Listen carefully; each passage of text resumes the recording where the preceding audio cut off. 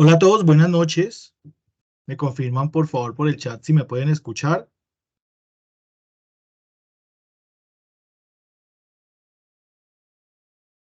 Pueden escribir en el chat si me pueden escuchar, por favor. Bueno, muy bien, muchas gracias, Luz Karime, Caterine, Giselle, César, Carlos, Marlon, Gustavo, Karen, muchas gracias por conectarse. Quien quiera habilitar cámara adelante lo puede hacer. Son las 8 en punto, 8 p.m. Y vamos a dar inicio entonces a nuestra primera web conferencia del curso de Economía Internacional. Soy Jaime Diego Gutiérrez, director del curso. Eh, um, Soy director de este curso hace aproximadamente 2 años. Soy de profesión economista, chicos. Entonces, pues estoy súper apasionado con el tema que vamos a ver hoy. Vamos a una web diferente y vamos a participar activamente en el chat. Antes de empezar, quiero hacerles una pregunta. Para ustedes, ¿por qué se creó el comercio internacional? Vamos por allá al hombre antiguo y quiero que lo piensen. ¿Por qué se crea el comercio internacional? ¿Ustedes por qué creen que ocurre eso? Pensémoslo, por favor, por un momento. Escribamos en el chat. ¿Qué hizo en la historia de la humanidad que se creara la primera necesidad del comercio internacional? Cuéntenme.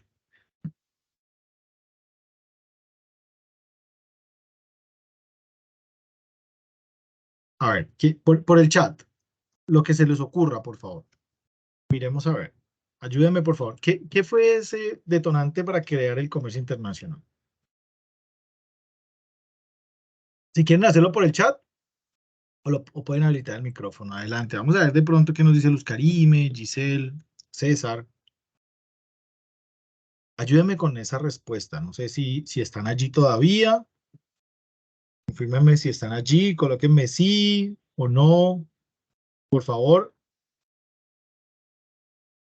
Bueno, falta de ciertas capacidades para producir algunos insumos necesarios. Bueno, muy bien. Era indispensable dar a conocer los productos de los diferentes lugares. También, muy bien. Entonces voy a empezar a compartir pantalla. Volvamos a nuestras clases de tablero, bien chévere, ¿listo? Entonces voy a empezar por acá. Eh, Estas necesidades, espérate, vamos a ver, ¿dónde puedo ver el chat? No quiero renunciar al chat. Parten de lo siguiente. Entonces, aquí me confirma si pueden ver mi pantalla. Alguien que habilite el audio y me diga si puede ver mi pantalla.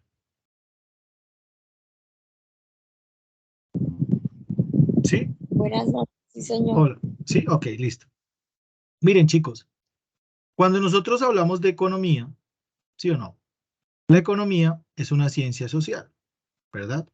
Esta ciencia social está al servicio de las personas, por eso se llama ciencia social. Nosotros nos apoyamos en la matemática, nos apoyamos en la historia, en la estadística y otras ciencias para poder explicar lo que nosotros definimos como ciencia. ¿Listo? La economía es una ciencia social y uno de sus estudios es, por ejemplo, la distribución de los recursos escasos. ¿Listo? O sea, de los recursos. Vamos a hablar de los recursos. ¿Por qué digo escasos? Porque pues todos los recursos en el planeta Tierra, suponiendo que esté el planeta Tierra, nosotros vivimos algo así como en una isla, ¿listo? Todos los recursos de nuestro planeta son escasos, se acaban, ¿sí o no? O sea, son limitados, todos, todos. El agua, el oro, el níquel, los servicios, ¿de acuerdo? ¿Saben qué no es limitado? El gusto, las preferencias. La gente tiene gustos infinitos, ¿no es cierto? Entonces, la economía se divide en dos. Se divide en macroeconomía y en microeconomía. Ambas tienen una fuerza donde se encuentra el mercado. Aquí el mercado se encuentra en algo llamado oferta y en algo llamado demanda. ¿Saben qué es la oferta y demanda? La oferta, teniendo en cuenta que las personas tienen una pirámide de necesidades, ¿no es cierto? ¿Sí? Por ejemplo, tienen necesidades fisiológicas, tienen necesidades de seguridad, según Abraham Maslow. Las personas tienen necesidades de afiliación, de reconocimiento, ¿sí o no? Pero las personas tienen gustos y preferencias infinitas, ¿sí o no? Quiero que me escriban rápidamente cuál es el carro de sus sueños. Voy a ir al chat nuevamente. ¿Listo? Bueno, muy bien. Alguien habilitó la cámara. Súper válido. Eh, ¿Cuál es el carro de sus sueños? Rápidamente, escríbanlo en el chat.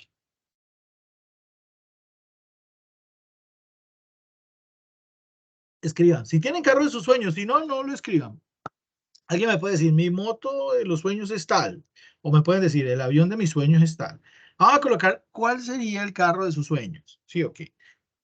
Vamos a ver. Escríbanlo ahí en el chat rápidamente. Quiero que interactuemos. Esta web es 100% interactiva. ¿Cuál es ese carro de los sueños? Una MT-09. Esa creo que es Yamaha. ¿Sí o qué, Marlon? Es una MT. ¿Sí? Creo que es Yamaha. Bueno, muy bien. Una moto MT-09. Es una Yamaha. ¡Wow! Bueno, vale mucho más que un carro. Listo. ¿Alguien más? No sé, dígame. Un Ferrari le gusta a Gustavo. ¿Sí o qué? Un Ferrari. Súper. Un BMW. Ay, ese BYD Sound Plus es el eléctrico. Vale como 200 y piola millones de pesos. Uy, estos pelados, hermano. ¿Sí o no? Sí, sí, tuve la oportunidad de verlo. Hace poco estuve en Bogotá y lo vi exhibido y yo, uy, Dios mío, ese carro es grandísimo y las puertas abren como un Tesla, o sea, nada que enviarle un Tesla y tiene el mismo, sí, es una nota, Karen. Listo, ahora voy a entregarle ese carro a los sueños, ya lo tienen allí, ¿sí o no? Tienen un buen ingreso, tienen el carro de sus sueños, los viajes de sus sueños, ¿sí o no? Acaban sus sueños, ¿qué me dices allí? ¿Qué me dice el viejo Gustavo? ¿Acaban los sueños cuando ya los cumplimos? No, ¿sí o qué? Entonces, ya si tengo el BID, si viajé a Europa, si me compré el nombre nunca deja de soñar, ¿sí o no? Súper. Nacen más sueños, ¿sí o qué? Entonces, eso que ustedes ven allí, esto que ustedes ven acá, los gustos y preferencias, vamos a hablar de estas dos cosas, demanda y oferta. ¿Listo? La oferta son los productores, ¿sí o qué? Y se llama oferta porque es la capacidad que tienen los productores de hacer eso que saben hacer, producir, ¿qué? Bienes y servicios, ¿sí o no? Ahí se llama oferta. Si no, entonces en la historia de la humanidad había antes mucha oferta, ¿sí o no? Al principio del ser humano la oferta era muy superior a la demanda. Había, mm, había, por ejemplo, cosas para consumir, muchísimas cosas para consumir. Listo, entonces, pues había oferta, un equilibrio como entre la oferta y la demanda. ¿Y qué es la demanda? La demanda somos quienes consumimos. La demanda es el consumidor. Pero miren que hay algo que detienen ambas fuerzas y es la capacidad, ¿sí o no? La capacidad de producir, por ejemplo, Tesla no tendría la capacidad de hacer 7.000 millones de carros porque esa es la población mundial y no toda la población mundial puede consumir Tesla y no toda la población mundial consumiría Tesla, ¿sí o no? Es un paréntesis en la capacidad, ¿listo? Entonces, la demanda es la capacidad, aunque tengo sueños, se convierte en demanda respecto a lo que puedo consumir, ¿sí o no? Entonces, mi demanda, por ejemplo, bueno, yo puedo consumir un BMW, pero entonces migré, ¿sí o qué? Yo migré, ya no me gusta el BMW, sino que me gusta, no sé, un Bentley o me gusta un Porsche o un Lamborghini, ¿sí? Porque migré debido a mi capacidad de consumir. Entonces, las personas, y esto es lo que quiero que revisemos porque es lo que analizamos los economistas, no consumen solamente por su capacidad de ingresos, consumen por religión, por política, por edades, consumen por sugerencias, remisiones, por una cantidad de situaciones. Entonces, quien pasó de ganarse 1 millón de pesos a ganarse 20 o 30, no va a consumir 20 o 30 veces más la cantidad de zapatos, sino que su demanda, teniendo en cuenta que esta es la demanda, ¿sí o no? Él ya no va a consumir más zapatos, mayor cantidad de zapatos, porque la ley de demanda natural nos dice que es porque los precios bajan, sino que él se va a ir a otra demanda, ¿listo?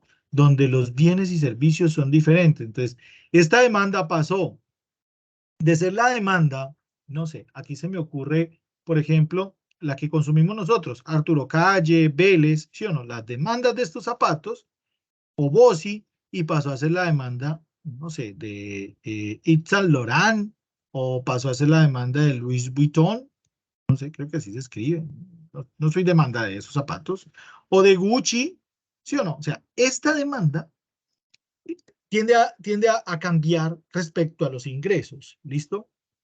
Entonces, nosotros, como economista, miramos esta fuerza de mercado, la oferta y la demanda. La micro estudia esto que les acabo de decir, pero la macroeconomía estudia esto en un valor agregado. ¿Listo? O sea, la oferta agregada y la demanda agregada. ¿Qué quiere decir esto? Mire, les voy a decir qué es la demanda y la oferta agregada. ¿Listo? La oferta y la demanda agregada tienen que ver con la capacidad de producir y consumir. ¿Qué producimos y consumimos nosotros?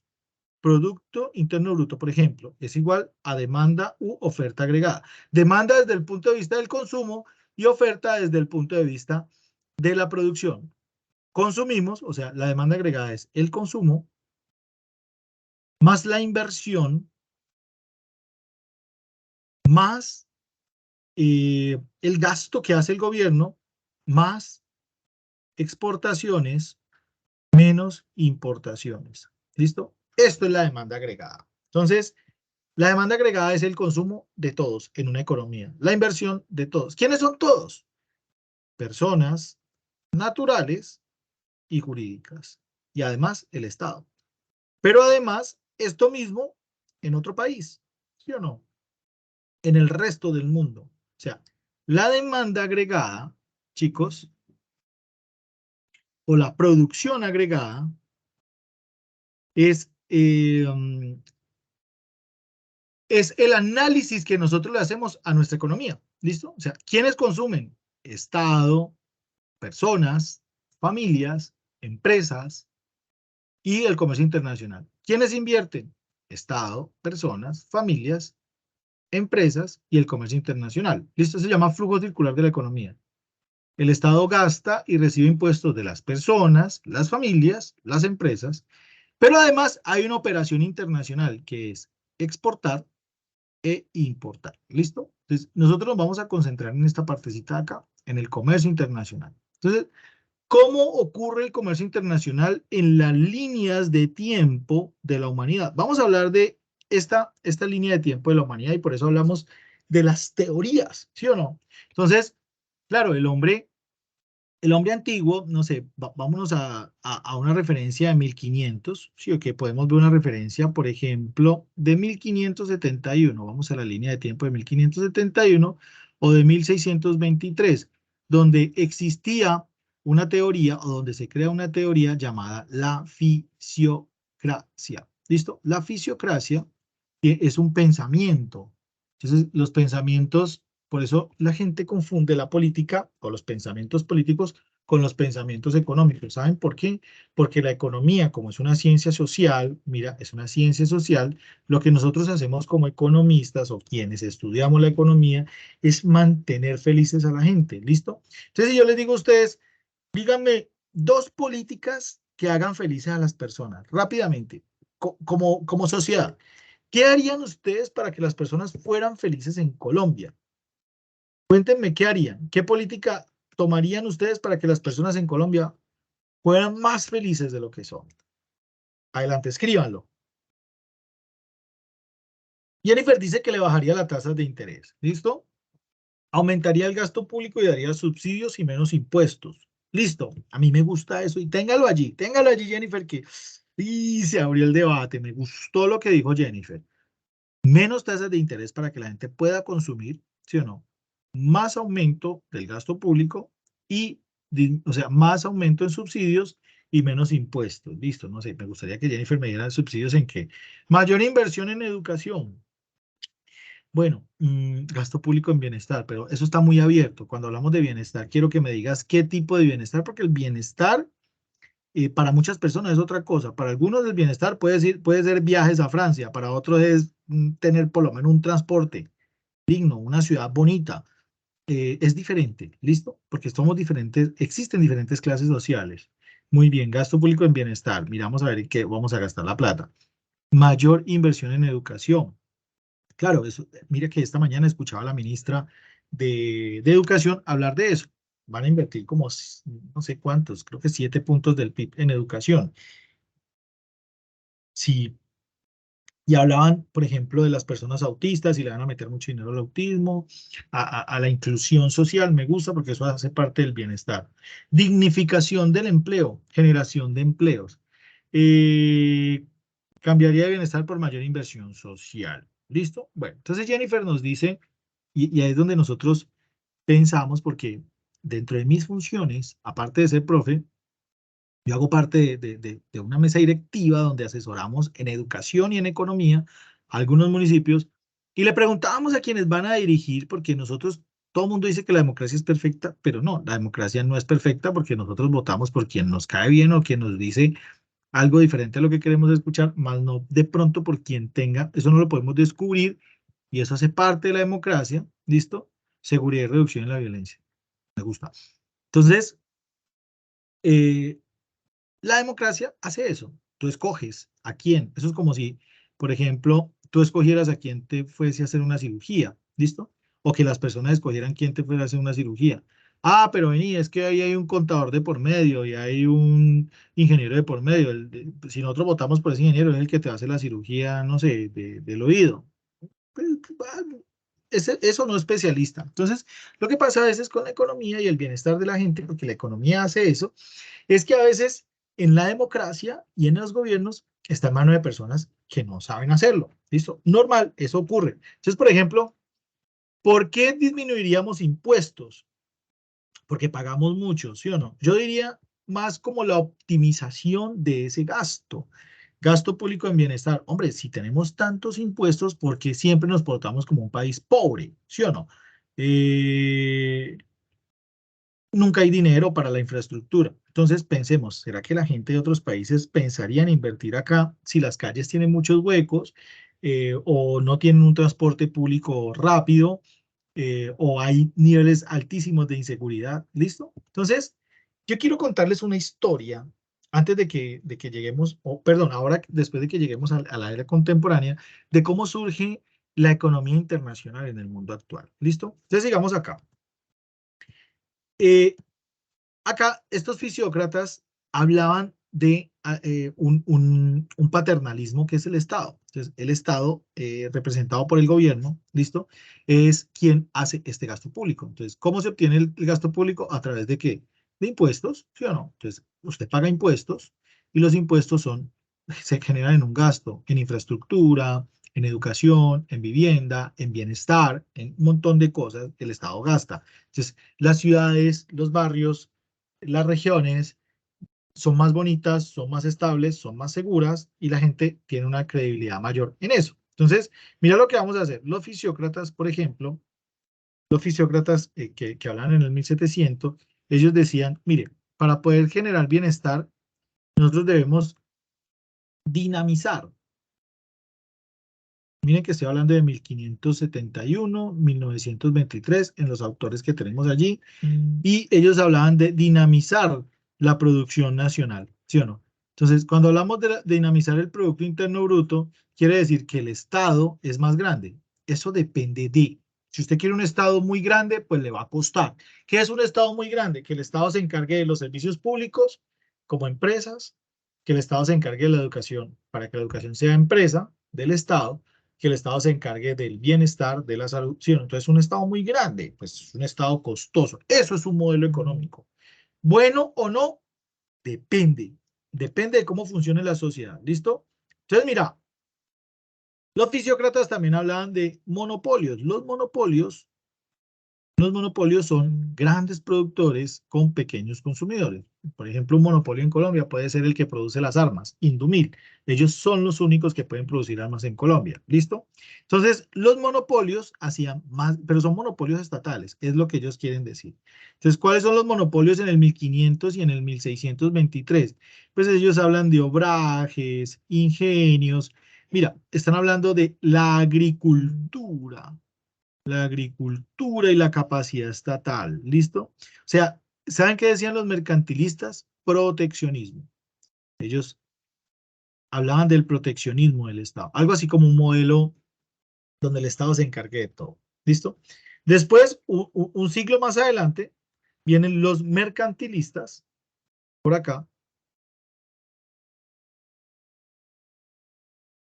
y los mercantilistas hablaban un poco más de el fomento al bienestar, ¿sí o no? Ellos decían, no, vamos a desligarnos un poco del Estado y hablemos de la reducción del desempleo a través del empleo. ¿Listo? Porque es que la reducción del empleo no solamente la reducción del desempleo no solamente la va a generar más empleos, hay un montón de cosas diferentes a esta. ¿Listo? Entonces, ellos empezaron a hablar de, por ejemplo, las importaciones a través de los puertos, ¿no? Importaciones a través de los puertos. Entonces ellos hablaban de la extracción de recursos naturales, ¿no es cierto? Fomentaban el comercio internacional. Decía que cuando hay más impuestos, mientras estos hablaban de impuestos, estos decían que los impuestos generaban contrabando. Entonces, como que no, ahí lo que decía la compañera, no le metamos tanto impuesto a la cosa, porque entonces la gente empieza a evadirlos y a generar contrabando, ¿listo? Y ellos hablaban de la explotación de metales, ¿listo? Pues vamos a explotar los metales y como materias primas para la producción de muchos bienes elaborados del metal. ¿Listo? Estos eran los mercantilistas. Y luego, bueno, los fisiócratas y los mercantilistas, estos eran poco intervencionistas, menos intervencionistas, ¿listo? Y estos eran más intervencionistas. O sea, estos decían, Estado grande, pero estos decían, sí, pero no. O sea, un Estado más pequeño, con pocos siglos de diferencia. Entonces, luego nos vamos a la escuela clásica, ¿listo? Entonces, la escuela clásica decía, son pensamientos y estos pensamientos sí son cronológicos, ¿listo? Entonces, estos hablaban de competencia perfecta. No sé si ustedes han escuchado en la teoría hablar de la competencia perfecta. La competencia perfecta habla acerca de que no hay monopolios, full empleo, full consumo, full inversión, ¿listo? Ellos buscaban los modelos de competencia perfecta. Esto es dificilísimo de alcanzar. Por ejemplo, el control de los precios, como lo que tenemos ahora. Mire que de cada uno vamos tomando cositas, ¿listo? Por ejemplo, los monopolios en el Estado, evitamos los monopolios. Acá tenemos pocos monopolios, entonces esto no lo aplicamos actualmente. La agricultura como impulso del Estado. No, nosotros no tenemos nuestra agricultura como impulso de la economía. Nuestro Producto Interno Bruto es así. El 74% somos bienes y servicios y por acá como el 17% y otro poco más pequeño es la industria y la agricultura. O sea, no somos agrícolas. No creemos que la agricultura o no aplicamos como modelo económico que la agricultura sea el generador de riqueza. Sí buscamos bienestar y empleo. eh, el contrabando sigue siendo, pero nosotros no le quitamos impuestos al contrabando, ¿listo? O sea, no le quitamos impuestos a los bienes importados. Yo pensaría que sí debería para poder fomentar el consumo. Ya les voy a decir por qué, ¿listo? Entonces aquí decían, ellos hablaban de una política fiscal. ¿Qué es una política fiscal? Una política de impuestos, ¿listo? Política fiscal y monetaria. Cuando alguien les diga a ustedes política fiscal y monetaria, quiere decir que el Estado es quien controla, primero, la emisión de dinero en la política monetaria y segundo, en la política fiscal, la creación de nuevos impuestos. ¿Listo? Entonces, cuando se habla de política fiscal y monetaria, estamos hablando de la intervención del Estado para poder generar estas dos cosas. En algunas ocasiones o en algunos países no hay política monetaria. Por ejemplo, en Ecuador no hay política monetaria y quiero que me digan por qué no hay política monetaria en Ecuador. Opinen ustedes allí. ¿Por qué creen que no hay política monetaria en Ecuador? ¿Es dolarizado? Juan Pablo, dime. Eso es. ¿Por qué Juan? Creo que fue Juan Porque es Pablo. un país dolarizado. ¿Y entonces qué Sí, ocurre ahí? mucho gusto, profe. Porque es un país Gracias, Juan Pablo. dolarizado. ¿Y qué ocurre? ¿Por qué entonces no hay? ¿Por qué? Es por eso. Sí, muy bien. Es un país dolarizado. ¿Es un dólar qué? ¿Qué dólar es? ¿De dónde es el dólar? De ellos.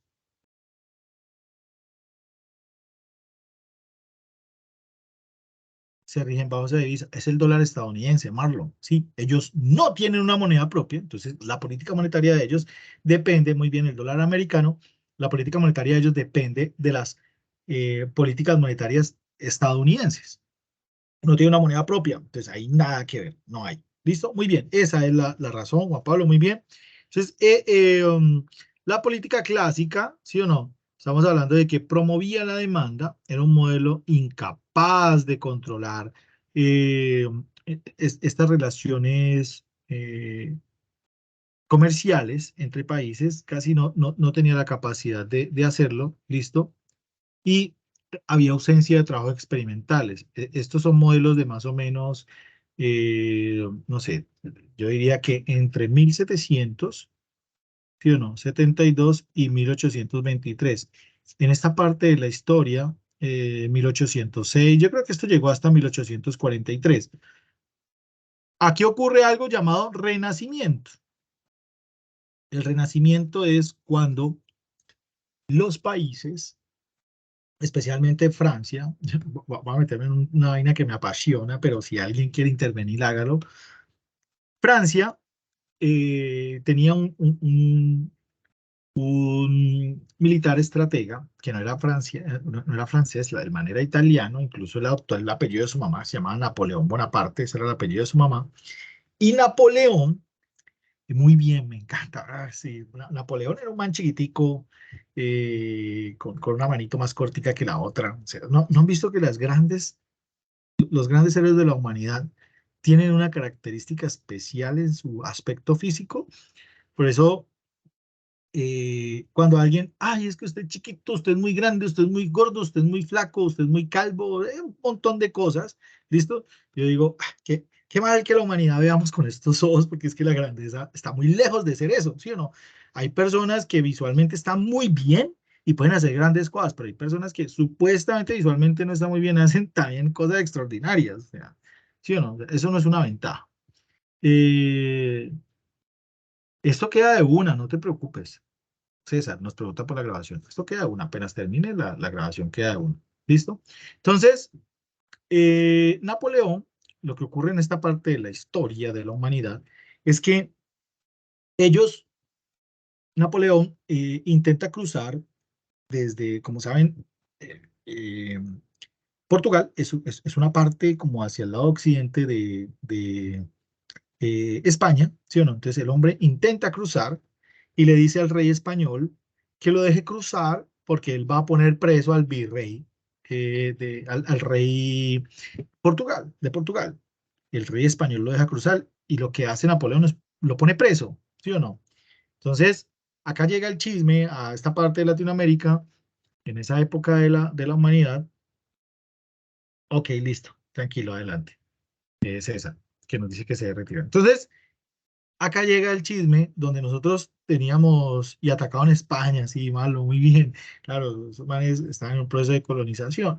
Entonces acá llega el chisme donde supuestamente había un virreinato que era una extensión del rey, pues en francés, ¿quién lo traduce? Vamos a ver quién me vota por ahí, quién es el que traduce esa Carta de Derechos Humanos de la abolición de la esclavitud, donde él le dice, mire, allá pusimos preso al rey de España, no sé por qué en Latinoamérica tienen virreinatos y en España ni rey tienen, ¿sí o no? Entonces, estos manes, alguien la traduce, la Carta de Derechos Humanos redactada en esa época de la historia de la humanidad, y lo que ocurre es que empieza un renacer, ¿sí o no?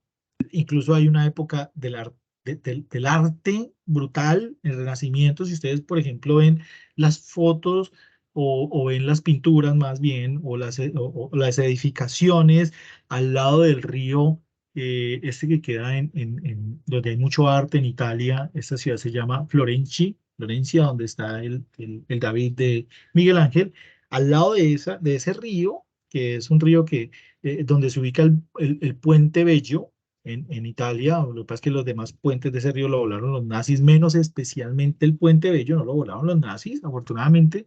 Ustedes ven estructuras del Renacimiento, o sea, en Europa hay una nueva construcción, hay una construcción del nuevo mundo, ¿listo? Entonces, ese renacimiento es un renacimiento del arte, de la cultura, es un renacimiento de la historia de la humanidad, ¿sí o no? Entonces, ahí empiezan a crearse nuevas relaciones comerciales entre los países, incluso relaciones comerciales en Latinoamérica, porque estamos quitándonos el yugo de los españoles.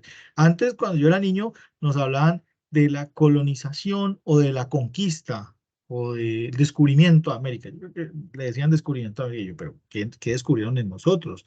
Si nosotros acá en esta parte del mundo, hace poco estuve en Bogotá, como les dije, en una vaina que se llama Jaime Duque.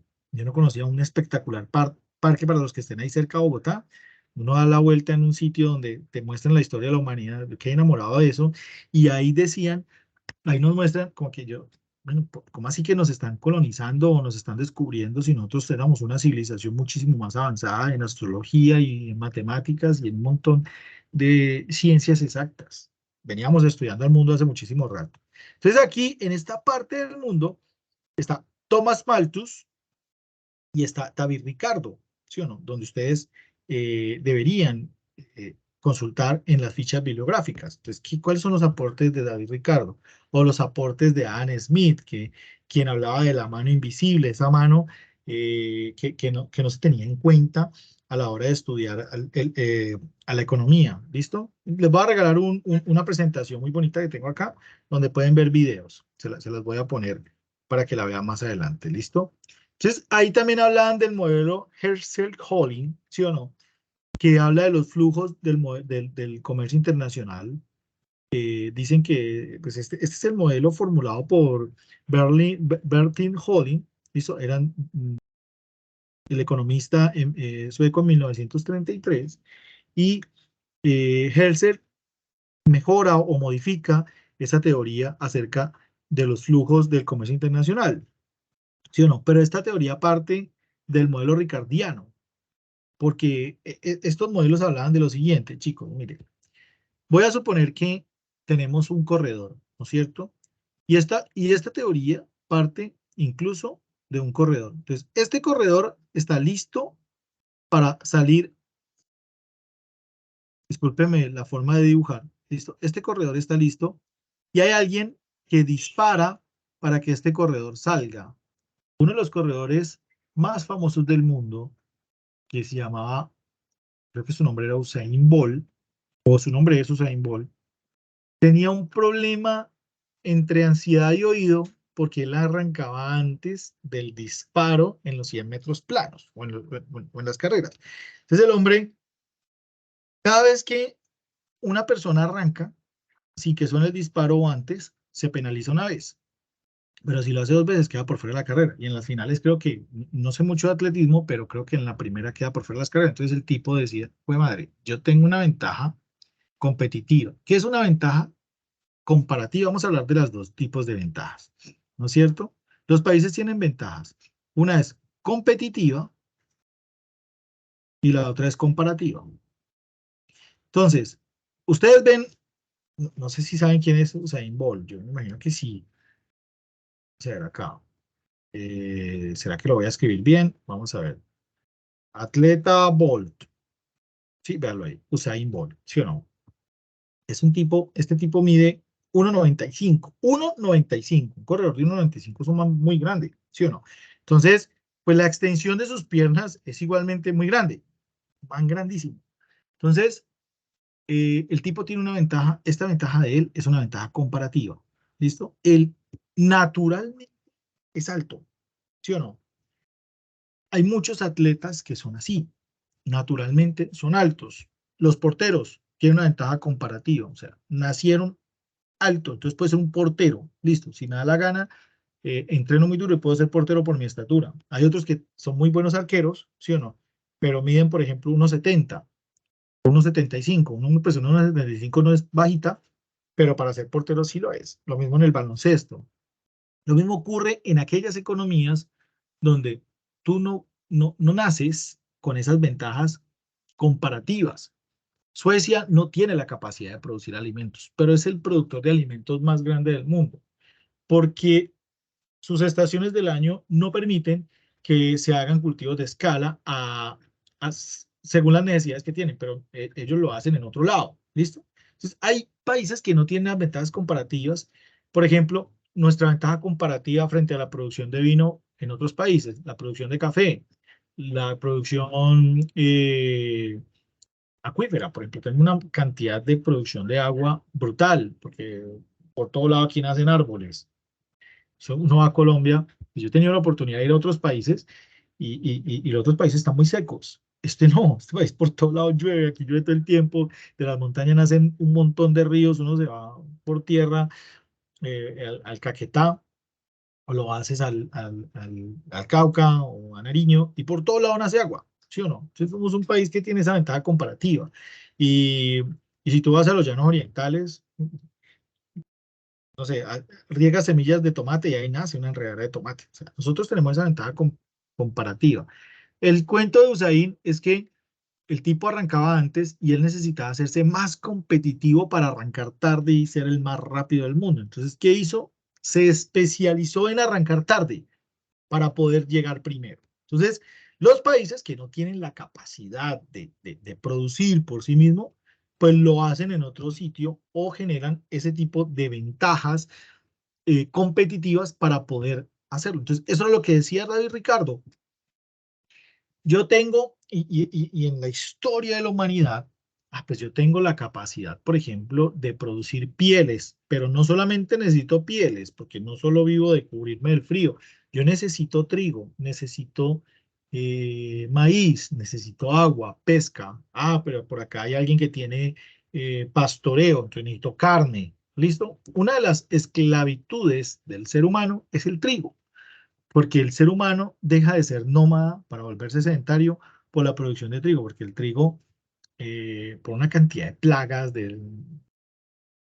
situaciones de agua, el ser humano tiene que estar en la juega con el trigo porque se quema, lo mismo el maíz y todos esos cultivos, o se quema, o se seca, o se inunda, o se lo comen los animales, la riera, la langosta. El trigo permite que el ser humano se haga sedentario. Y si ustedes ven en la historia de la evolución agrícola de la humanidad, hace que el trigo, el maíz, el sorgo, el millo, sean grandes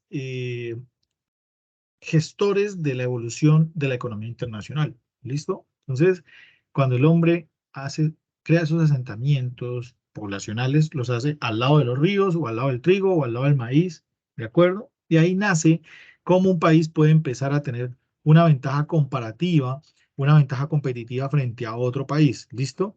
Alfred Marshall en 1842, Carl Menger en 1900 más o menos, entre 1900 y 1921, ¿listo? Pero vienen escuelas, o sea, esta escuela, mire, por ejemplo, escuelas clásicas, pero también hay escuelas neoclásicas, ¿sí o no? O sea, las neoclásicas ya son una escuela un poco más contemporánea. Ustedes empiezan a ver como la evolución. Ay, vení, hay cosas del pensamiento clásico que aún existen, pero hay cosas del pensamiento neoclásico que deberíamos adoptar. ¿Listo?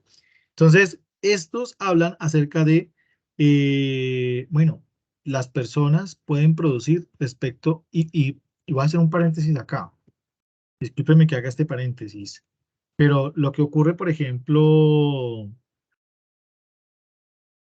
bueno, aquí nos dice Jennifer, disculpa, no había visto. Jennifer nos dice que si hablamos del mercado de vinos, Chile tiene una ventaja comparativa frente a otros países de Latinoamérica en la producción de vinos. Sí, claro. La verdad es que Chile tiene la capacidad por su ubicación geográfica de hacer una uva muchísimo más, con una calidad muchísimo más alta. Las uvas chilenas tienen una calidad más alta, incluso no solamente en la producción de vino, sino en la producción de uva. Cuando tú importas una uva chilena, es una uva de mejor calidad. Eso es lo que ocurre, lo mismo en las manzanas, en las fresas y en otros productos que ellos tienen, pero se han especializado, o sea, tienen la ventaja comparativa, pero competitivamente se han especializado en que su vino sea uno de los más ricos de todo el mundo. O sea, un vino chileno, argentino, francés, son una maravilla. Lo que pasa es que yo no, casi no puedo volver a tomar vino porque ya los años pesan un toque para poder tomar vino, pero es una delicia. O sea, meter la nariz en un buen vino, con un buen cuerpo, con un buen bouquet, con un buen aroma, un buen nivel de acidez, es una delicia. Yo pienso que esa es una de las artes que deberíamos tener en Colombia. Colombia tiene un consumo per cápita muy, pero muy bajo en vino. Nosotros deberíamos tener un consumo muchísimo más alto en vino del que tenemos actualmente. Europa nos supera, deberíamos tener un consumo por botella, por persona, porque el vino previene muchas cosas. Lo que pasa es que también hay otro tema, y es que cuando uno viaja a Europa, pues todo el mundo conduce borracho porque vos tomás vino hasta en el desayuno. Estos berracos europeos tienen una vaina, les cuento, que se llama Aperol Spritz, es una maravilla. No estoy haciéndole apología al licor, sino que, por ejemplo, el Aperol es una bebida, la probé en Italia, una delicia, es una vaina, creo que la venden aquí en los supermercados, es como un aperitivo delicioso. Entonces vos desayunás con sangría, almorzás con vino, o cenas, es algo muy común, el consumo es muy común, pero eso mejoraría mucho el consumo doméstico de vino y que nosotros sepamos cómo es este consumo, porque tenemos la capacidad de hacerlo, de exportarlo y de consumir. Puede ser parte de nuestra cultura. ¿Listo? Entonces, sí, eso genera una ventaja competitiva. Entonces, estos neoclásicos ya hablan un poco más de, por ejemplo, cómo maximizar la productividad. Chicos, a nosotros nos vienen hablando de un tema, sí y no, desde mi punto de vista positivo, y es desacelerar la producción. Los países están pensando mucho en eso, porque cuando tú tienes un consumo elevadísimo de cosas, pues lo que vas a tener es una saturación del mercado entre la oferta y la demanda, ¿sí o no? Por ejemplo, alguien me preguntaba a mí, me hicieron una pregunta para un canal, ¿qué pensaba acerca de la transición energética? Porque ExxonMobil lanzó un informe diciendo que esa transición energética nos podía tomar unos 25 años más. Claro, pues le estás preguntando a ExxonMobil, que vive de las regalías de producir derivados y transformar, transportar crudo y otros elementos de energía fósil. ¿Qué piensan de la transición energética? Pues eso es como preguntarle no sé, a Apple. ¿Qué piensa de que los celulares se vayan a acabar? ¿Sí o no? Ese es el negocio de ellos, y no solamente de ellos, sino de muchos países en el mundo. Pero sí, los países tienen esa necesidad de transformar las energías, porque un producto de plástico genera una contaminación muy grande, y si sigue creciendo el consumo, pues van a crecer algunas economías, pero también va a crecer la contaminación en el mar, que tiene unos estragos gigantescos, pero también va a crecer por ejemplo, los niveles de competitividad, van a entrar nuevos competidores, la contaminación por partículas de oxígeno, de CO2 en el ambiente, es una realidad a gritos. Miren el calentamiento que estamos viendo actualmente. Entonces, sí, eh, es necesario, y eso es lo que está ocurriendo en el mundo en este momento, detenernos un poco en el consumo, porque es que el bienestar, miren que ustedes hablan de bienestar, y ya, gracias a Dios, yo de los jóvenes y esa guerra generacional, yo ahí jamás competiría, porque la gente dice, es que los jóvenes de ahora les gusta todo es fácil, es que los jóvenes de ahora todo lo quieren subsidiado, es que los jóvenes de ahora, y yo, bueno, los jóvenes de ahora son jóvenes ahora, no van a ser jóvenes después. Y los jóvenes de ahora, quienes critican a los jóvenes de ahora, en algún momento fueron jóvenes. Y quienes dicen que los jóvenes de ahora nos van a dejar un mal país, pues yo diría, pues, hombre, los que fuimos jóvenes antes, ¿por qué no les dejamos un Suiza si es que lo estamos criticando a donde ellos nos van a llevar? Pero yo creo en los jóvenes quieren, hombre, basta. No estamos pensando y mira los jóvenes ahora en la tendencia de consumo de los chicos. Nuestra tendencia no es pensar irrespetable, porque todos tenemos una figura diferente y una visión diferente de la política. Por eso no debemos discutir en eso.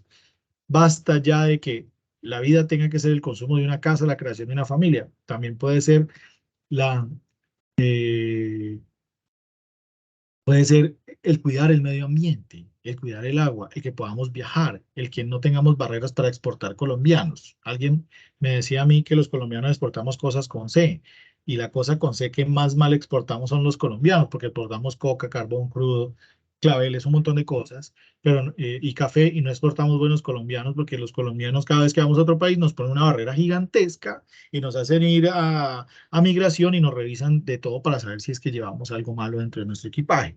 Entonces, ¿cómo sería que nosotros como capital humano pudiéramos viajar por todo el mundo sin necesidad de una visa, que nuestra moneda no fuese tan débil para poder consumir bienes y servicios en otro país y podamos viajar porque realmente estamos descubriendo que sí está bien que generar esa semilla y construir una casa y tener un bienestar, pero hay otras maneras de bienestar. Queremos que muchas personas vengan a nuestro país y vean un país donde no encuentre destrucción, donde las vías del Transmilenio, del mío y los demás transportes masivos pues, no estén llenas de destrucción, de vidrios rotos, donde el transporte no tenga esas grandes rejas. En Bogotá uno ve una gran reja para que alguien no se suba gratuito, sino que alguien se suba y lo pague a gusto y quien lo pueda subsidiar lo haga.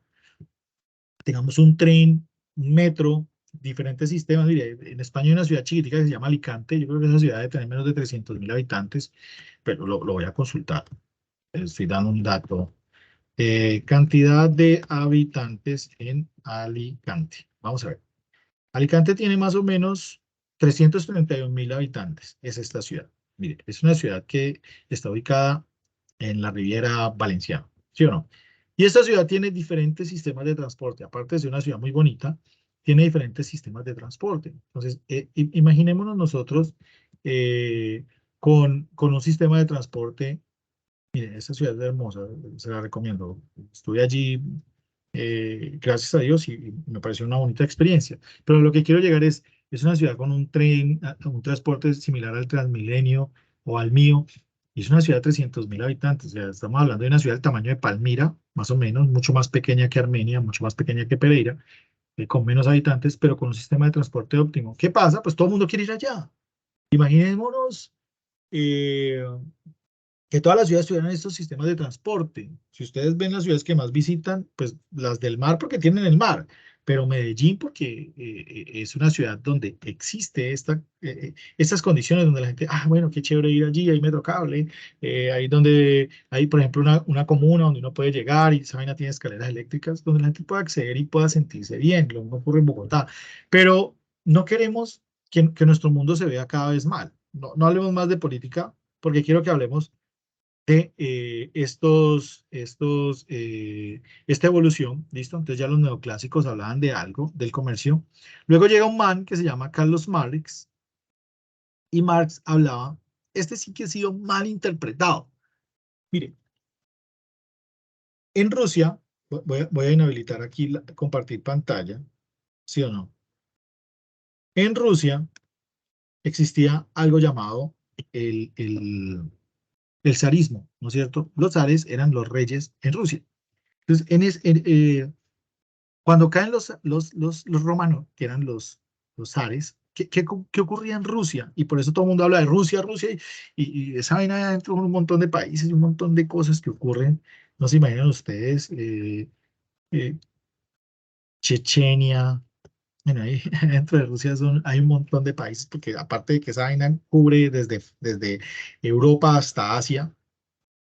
Entonces, cuando cae esto, mira, los Romanov, el último fue Nicolás Romanov, el último zar o el último rey que tuvo este país, vivían en una casa donde llegaban 3 personas de visita y habían 35 o 36 empleados, con los salarios malísimos. Entonces, esta gente muriéndose en el oro, en el exceso, en botar comida, y los rusos muriéndose de hambre, en una gran depresión y en unos niveles de desempleo altísimos. Entonces, los rusos, los zares tenían un ejército, que era el ejército blanco.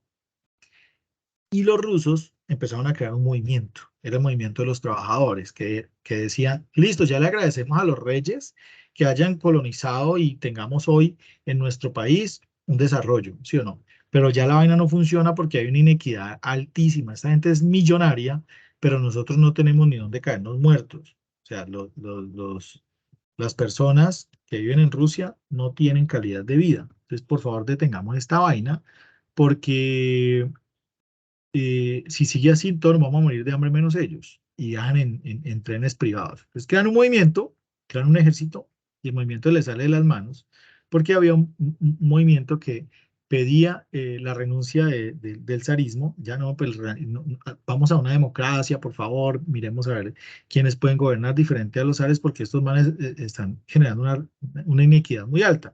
Entonces el zarismo no renuncia a ser el zarismo, y la gente da como, algo así como un golpe de Estado.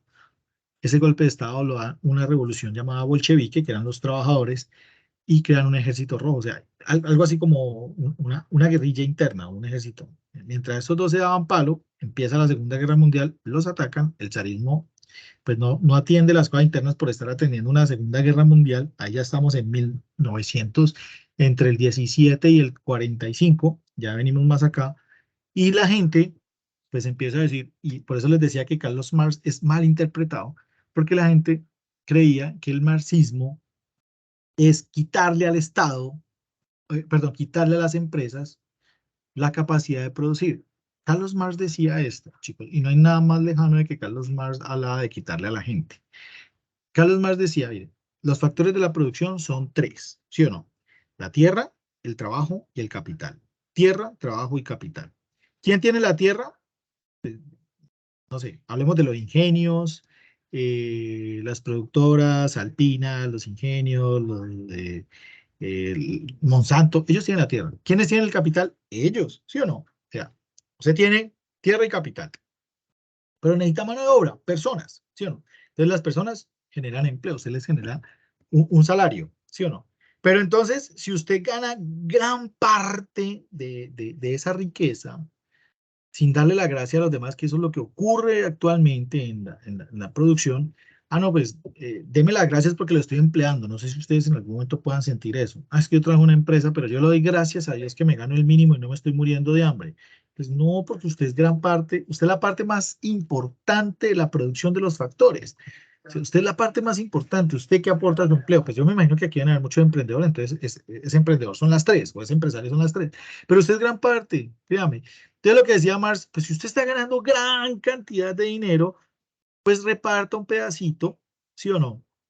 Porque las personas que no heredan tierra y no generan capital, pues tienen solo a sus hijos y su mano de obra para trabajar. Entonces él decía que esas personas eran la plore, el proletariado, que eran los hijos en latín, que tenían esa capacidad. Entonces por eso abanderamos como que somos el proletariado, somos el pueblo, los hijos, que tenemos solamente la capacidad de trabajar, no tenemos la capacidad de producir ni de generar riqueza. Entonces el man decía, parta un pedacito, hombre, no sea tan agalludo, señor banco, señor productor de petróleo, y dele bienestar a la gente con la que usted está, ¿sí o no? Pues, hombre, no pague salarios de hambre y usted enriquezca porque en un flujo circular de la economía usted va a volver a ser pobre porque no va a haber quien consuma. O sea, las personas que producen en su compañía son las que consumen. Entonces, los países donde hay malos salarios, pues ocurre esto.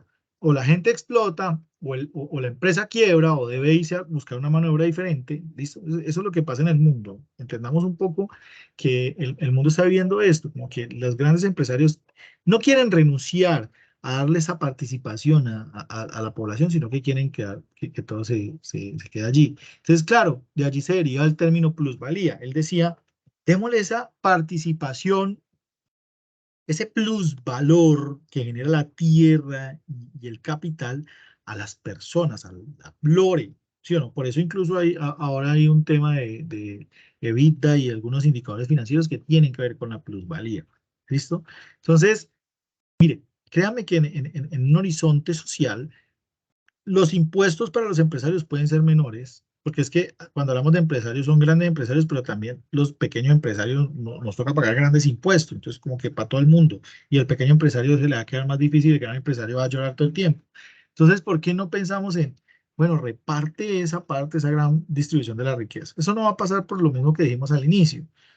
El ser humano no tiene una demanda, tiene gusto y preferencias infinitas. Entonces, el empresario que es cada vez más rico y compra más empresas quiere poder. Entonces, sí, no. Por eso, si ustedes ven, por ejemplo, el mercado del fútbol, y me disculpo con quien no le gusta el fútbol, pero el mercado del fútbol es un gran ejemplo de que esa vaina va a explotar en poco tiempo, porque un jugador de fútbol tiene no sé cuántos carros, no sé cuántas casas, no sé, hablemos de los jugadores que ganan o a los que los venden en 200, 300 millones de euros y tienen un montón de casas y zapatos que no se van a poner. ¿Sí, no? Entonces ahí es donde el Estado sí debe intervenir, venga, ya, basta, o sea, tener una cantidad de riqueza, listo, y eso, ¿a quién va? O permítanos acá, generemos construcción, generemos riqueza. Yo pienso que la riqueza o esa vaina debe tener un límite. Yo pienso eso, y no soy de izquierda, soy lo más lejano a la izquierda, yo soy social. Entonces, claro, una persona no puede tener un exceso de dinero tan alto y que ese dinero sea improductivo solamente para el consumo. Ah, bueno, si usted ya se consumió los 1000 pares de zapatos que se compra en el año, es porque usted ya generó bienestar. Ah, es que yo creo la fundación. No, ¿qué fundación ni qué nada? Vamos a crear bienestar. Es un capital muerto, sí, es un capital muerto. Y por eso la gente confunde con tomarle, eh, es que claro, deben redirigir el cobro de impuestos y que sea según su capital. Claro, por eso te digo que los pequeños empresarios tienen la misma carga impositiva que el gran empresario. Entonces, claro, no tienen la capacidad de ejercer. Pero a lo que quiero ir es pensar un poco como en, listo, tienes esa capacidad de generar riqueza, y era lo que decía Marx. Esas personas que tienen la capacidad de generar riqueza, permítanle al Estado o muestren un proyecto donde van a generar bienestar, más no más riqueza. Es que voy a montar una empresa donde yo cada vez voy a ser más rico, entonces hago tele y con los hoteles genero empleo. No, estamos hablando de bienestar. Esa sería una correcta redistribución de la riqueza, ¿sí? El bienestar de la gente. Entonces, un Cristiano Ronaldo, voy a hablar con nombre propio, pone el metro en una ciudad, en un país pobre, por ejemplo. Es que no, yo necesito generar más riqueza porque soy Cristiano Ronaldo, soy Lionel Messi, soy LeBron James, no sé, un montón de gente que es demasiado rica, gracias a los espectadores. No, tú vas a generar bienestar. Es mi punto de vista. Entonces, y era lo que decía Carlos Marx, no le vamos a quitar las tierras a alguien. Es que usted tiene las tierras improductivas.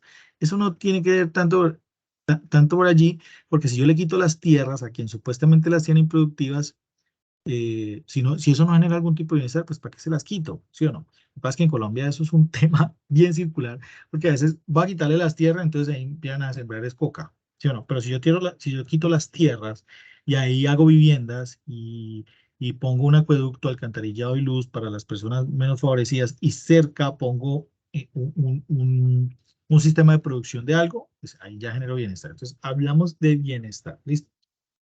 Entonces, más adelante viene el tema de la Segunda Guerra Mundial, para finalizar, ¿listo? Entonces, en la Segunda Guerra Mundial, esto ocurre entre 1939 y 1945, ¿listo? Cuando termina la Segunda Guerra Mundial, pues aquí nace realmente el comercio internacional. ¿Por qué ocurre el comercio internacional? Los invito a que se vean una peli que se llama, eh, esta peli de la Segunda Guerra Mundial, se me olvidó el nombre, se me olvidó el nombre. Que está nominada, la van a nominar al Oscar, muy buena. El proyecto de la bomba atómica de Hiroshima y Nagasaki. Disculpe, me olvidé el nombre. ¿Alguien me puede ayudar acá? No sé. ¿Cómo es que se llama esa película? Bueno, proyecto. Sí, la que está ahorita. Les voy a decir qué es lo que ocurrió en el mundo. Cuando finaliza la Segunda Guerra Mundial, estos países, que eran los países que tenían la capacidad de producir bienes y servicios, quedaron destruidos. Este país, específicamente Estados Unidos, cuando finaliza la Segunda Guerra Mundial, ellos ponen fin con este proyecto de la bomba de Hiroshima y Nagasaki, porque ellos tenían una carrera contra el tiempo, ¿no? De crear la bomba atómica o la bomba nuclear para que los rusos no la crearan. Esa era supuestamente su carrera contra el tiempo, ¿sí o no? O los chinos no la crearan. Entonces, ellos lanzan contra Hiroshima y Nagasaki dos bombas, una vaina impresionante. O sea, la humanidad no imaginaba una vaina así. Cuando destruyen a esta población, que es una de las poblaciones que más admiro, me encanta la cultura japonesa. Es hermoso lo que piensan ellos como cultura. El mundo, pues, se rinde ante semejante poder de destrucción y los Estados Unidos dicen, bueno, yo ya pongo las condiciones, dividamos algunos países, ¿sí o no? Yo los voy a financiar, pues aquí empieza el nuevo comercio internacional, algo llamado Producto Nacional Bruto, es decir, todas las inversiones del país en el resto del mundo. Claro, Estados Unidos empieza a prestarle plata a todo el mundo, y ni siquiera esa plata era de ellos, esa plata era de los países productores de petróleo, en una vaina que se llamó el Plan Marshall. Ellos montan el Plan Marshall, ¿sí o no? Y el Tratado de Yalta, un tratado donde finaliza la Segunda Guerra Mundial, ahí es donde nace el Banco Mundial, donde nace la Organización de Naciones Unidas, donde, bueno, nace una cantidad de organizaciones que ponen fin a la Segunda Guerra Mundial, pero Estados Unidos, intacto, empieza a hacer inversión en todo el mundo y con estos manes, que supuestamente eran sus enemigos comunistas, se ponen de acuerdo para dividir gran parte, incluso de países asiáticos como Vietnam. Ah, bueno, Vietnam del Norte, Vietnam del Sur, Corea del Norte, Corea del Sur. Vamos a crear guerras, ¿sí o no? Alemania Occidental y Alemania Oriental. Y de la mano de Rusia, durante 1945, casi a 1993, empiezan una guerra fría silenciosa, donde supuestamente el mundo estaba amenazado por bombas nucleares y en cualquier momento estos dos países les daba la gana de destruir el mundo. Entonces, aquí lo que ocurre es que esta gran fuerza de producción comunista y socialista, unidas con Japón, perdón, unidas con China, porque son vecinos, empiezan a crear una nueva forma de ver la economía diferente a la gran expansión producto nacional bruta que tiene Estados Unidos, porque Estados Unidos a todo el mundo fue y endeudó. Inclusive nosotros en el 45, cuando finaliza la Segunda Guerra Mundial, a unos años más adelante, llegando a los años 90, lo que hicimos fue pedirle plata a Estados Unidos porque estaba rico. Ay, Estados Unidos es el que está cubriendo la destrucción de Europa, entonces pidámosle plata, ahí es donde empezamos nosotros a endeudarnos. Es que el comercio internacional no es solamente exportar e importar, también hay un movimiento de capitales donde nosotros nos endeudamos, porque las exportaciones menos las importaciones tienen un resultado. O sea, cuando usted suma las exportaciones y le resta las importaciones, si el resultado es positivo, usted tiene superávit. ¿Qué quiere decir eso? Que su país tiene la capacidad, o nuestro país tiene la capacidad de generar más riqueza. Tiene un exceso de riqueza porque vende más de lo que importa. Y cuando el resultado es negativo, quiere decir que tenemos un déficit, nos endeudamos. Nuestra balanza de pagos, que es lo que podemos ver en nuestros IPAs, nuestra balanza de pagos es deficitaria. Nosotros siempre importamos más de lo que consumimos y eso es súper relativo. No podemos decir que nuestra economía es o no fuerte por esta situación. Es una parte pequeña. Eso es como decir, yo tengo mala salud porque tengo, no sé, disculpen la expresión, me falta una manito. No, eso no quiere decir que usted tenga mala salud. Le falta una manito y usted lo puede reemplazar con otra cosa. ¿Listo? Yo siempre relaciono mucho la economía con el cuerpo humano. Eh, no necesariamente una gripa quiere decir que usted goza de mala salud. Tiene algo que puede mejorar, ¿listo? O eso puede hacer que en otras instancias económicas usted tenga una calidad de vida muy alta. Por ejemplo, el Producto Interno Bruto de Japón, India, Estados Unidos. Voy a hablar de algunos países. Mire, el Producto Interno Bruto de Japón, India y China son productos internos brutos muy altos, ¿sí o no? El de Estados Unidos, igual. Alemania, Francia, todos esos países que pelearon la guerra tienen un producto de más de billones de dólares. Incluso el de México está por encima del billón. Pero entonces los indios no tienen una calidad de vida como la tienen los suizos, que tienen un Producto Interno Bruto muy por debajo del billón de dólares. Entonces, no quiere decir que el tener comercio internacional o Producto Interno Bruto muy alto te haga una economía no atractiva. Hay economías que no tienen Producto Interno Bruto tan alto, pero la gente vive de maravilla. Ayer veía, por ejemplo, eh, eh,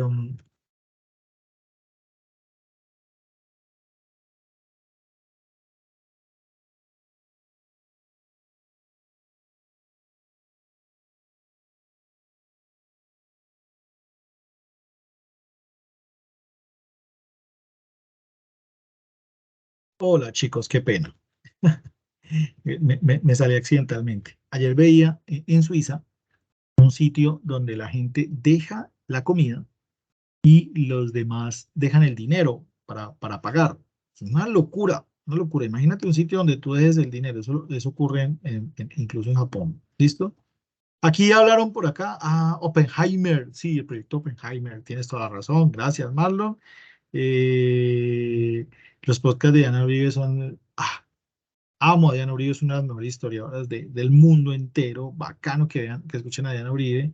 Eh, y sí, aquí empezó eh, esa relación del endeudamiento. Escúchenlos, miren, escuchen la historia de los Romanov. Creo que en Netflix una serie de Nicolás Romanov muy buena también.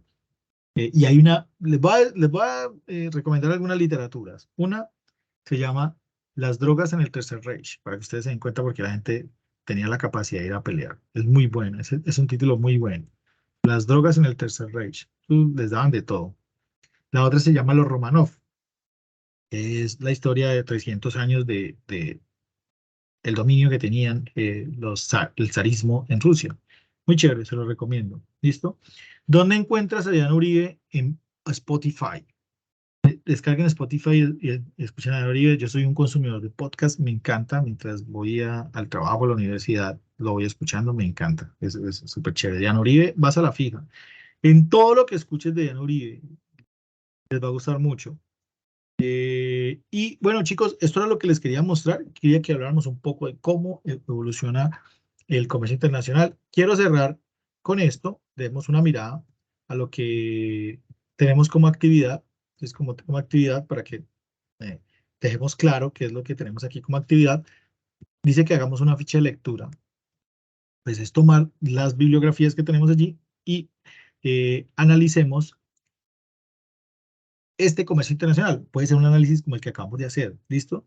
Miremos de algunas bases de datos de Legiscomes, allí tenemos que inscribirnos, ¿listo? ¿Cómo podemos hacer un análisis de 8 años consecutivos, ¿listo? De nuestras relaciones comerciales con otros socios. Entonces, ¿cuándo nacen las relaciones comerciales? Hay unas relaciones comerciales muy buenas y otras relaciones comerciales más beneficiosas. Una de las que más critico es la relación comercial que tenemos con los Estados Unidos, pero es la que más mantenemos estable. Siempre he dicho que como Brasil debemos ver, ellos tienen una vaina que se llama el BRICS, y el BRICS está Brasil, República de Corea del Norte, creo que es India, Croacia y... No, República de Corea del Norte no, discúlpenme, es Brasil, creo que es Rusia, Rusia, Rusia, Rusia, muy bien, India, Brasil, Rusia, India, India, Croacia, y creo China que y South Sudáfrica. Korea. China, No, la no. sede de No, China. es China y Sudáfrica. Sudáfrica. Sudáfrica, China y Sudáfrica. Imagínate, estos manes están haciendo, es que el que no haga negocios con los chinos, hasta los microempresarios hacen negocio con los chinos a través de Alibaba, Alibaba Express. ¿Sí? Entonces, Colombia debe empezar a mirar otros horizontes, mirar otros horizontes económicos. ¿Listo? Mire, aquí hablan del indicador Gini. Chicos, quiero ser muy claro con ustedes en las actividades. No hablemos en las actividades de cosas, si ustedes lo han visto en la realimentación, que me digan el modelo ricardiano y copia y pegue y cito. No, yo pienso que ahí no tenemos un punto de vista crítico. Pero si usted me dice su expresión, su punto de vista, su crítica, lo voy a valorar muchísimo porque sé que al apropiar la lectura, el análisis de lo que estamos identificando, incluso hasta de fuentes externas, lo vamos a poder lograr. ¿Listo? Me dicen que hay una bibliografía que ya no está. Por favor, me escriben en este grupo cuál es la bibliografía y yo la pongo. Les descargo el libro y se las pongo. ¿Listo? Eso a veces ocurre. Las drogas en el Tercer Reich. Les voy a contar que el Tercer Reich rápidamente para que finalicemos nuestra web. Es que los alemanes, cuando perdieron la Primera Guerra Mundial, es que eso fue muy raro porque cuando se agarran entre Francia y Alemania, el tema de la división del Imperio Austrohúngaro, de un momento a otro, a los alemanes les dijeron que habían perdido la guerra. Ellos no han perdido nada. Pero paren, que la guerra la perdieron y entonces ustedes van a tener que indemnizar a Francia. ¿Sí o no? El imperio romano, que fue un imperio, siempre ha sido la bandera de guerra de los italianos. Lo mismo la guerra napoleónica de los franceses. Los alemanes no tenían esa vuelta. Ellos habían sido fisiócratas, muy cultivadores. No tenían una historia que contar.